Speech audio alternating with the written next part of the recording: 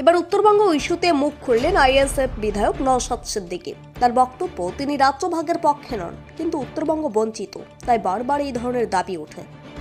শনিবার Kanchankanya express new মাল জংশনে নামেন তিনি। সেখান থেকে সড়ক পথে কালিম্পংয়ে চলে যান। ব্যক্তিগত কাজে তিনি এসেছেন বলে জানিয়েছেন। কালিম্পংয়ে যাওয়ার আগে স্টেশনের বাইরে অপেক্ষারত সাংবাদিকদের মুখোমুখি হয়ে ভাঙড়ের বিধায়ক জানিয়েছেন, বঞ্চনার অভিযোগ থেকেই উত্তরবঙ্গকে আলাদা রাজ্য করার দাবি উঠে এসেছে। যদিও তিনি ভাগাভাগির পক্ষে নন। তার বিস্ফোরক অভিযোগ, 2012 সাল থেকে এখনো পর্যন্ত উত্তরবঙ্গে উন্নয়ন দপ্তরকে টাকা বরাদ্দ করা হয়েছে।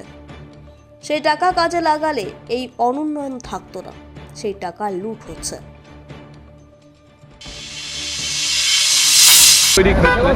একটা আমি কথা শুধু এটু বলবো, দক্ষিণবঙ্গের মানুষ খুব যে ফ্যাসিলিটিস পেয়ে যাচ্ছে এটা ব্যাপার নয়, তবে দক্ষিণবঙ্গের মানুষের থেকে উত্তরবঙ্গের মানুষ বেশি প্রাইভেট। উত্তরবঙ্গ থেকে দার্জিলিং থেকে সাগর পর্যন্ত প্রত্যেকটা নাগরিক তার অধিকার পায়, সেটা চাইব। দুঃখের বিষয় একটা এখানে আর একটা অ্যাড করবো, আজকে উত্তরবঙ্গতে অনেক বড় বড় মেডিকেল কলেজ দিয়েছে, সুপার স্পেশালিটি হসপিটাল দেওয়ার পরেও, ইউনিভার্সিটি দেওয়ার পরেও, যেমন দার্জিলিং হিল ইউনিভার্সিটি আছে, তার ইউনিভার্সিটির মেন যে ডিপার্টমেন্টাল অফিস ডিপার্টমেন্টগুলো কোথায় যদি দেখতে চাই কি দেখা যাবে না, বা কে ফ্যাকাল্টিস কারা আছে জানা যাচ্ছে না। এইরকমভাবে তো উন্নয়ন হয় এখানকার মানুষের, যাতে যাতে আপনি বলতে চাইছেন উত্তরবঙ্গ ডিপ্রাইভ কম্পারেটিভলি। একদম সেগুলো। সেক্ষেত্রে আপনি কি ঘুরিয়ে কি উত্তরবঙ্গের পৃথক রাজ্যের দাবিকে আপনি সমর্থন না, করেন? আমি এটা কোনোদিন করি না আর করবো না। আমি চাইবো উত্তরবঙ্গ এবং দক্ষিণবঙ্গ বিভাজন নয়, আমরা পশ্চিমবাংলার মানুষ আমাদের অধিকারটা যেন বুঝে দেওয়া হয়। এখানে ডুয়ার্সে থেকে শুরু করে আলিপুরদুয়ার থেকে শুরু করে আর চা বাগানে যে শ্রমিক সমস্যা, সেটা সমাধান থেকে শুরু করে সমগ্র বিষয়টা নাগরিক অধিকার যেটা এটা পাই সম্পূর্ণ।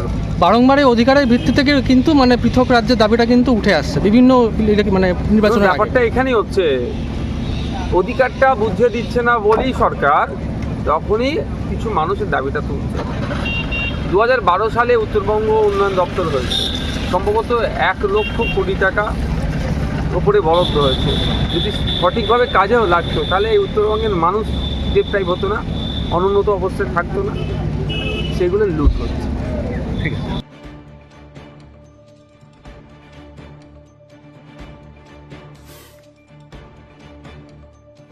জলপাইগুড়ি থেকে সীমান্তের কথার বিশেষ রিপোর্ট।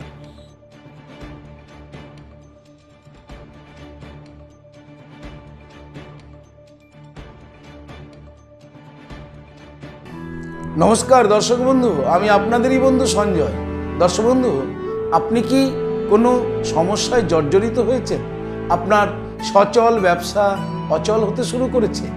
আপনার কি দাম্পত্য জীবনে সুখ শান্তি বিঘ্নিত হচ্ছে? আপনার সন্তানকে নিয়ে আপনি দুশ্চিন্তায় রয়েছেন? আপনার বেকারত্বের কারণে কি আপনি একেবারে হতাশ হয়েছেন? নাকি প্রেম প্রীতি প্রণয় ভালোবাসায় আপনি খুব কষ্ট পাচ্ছেন?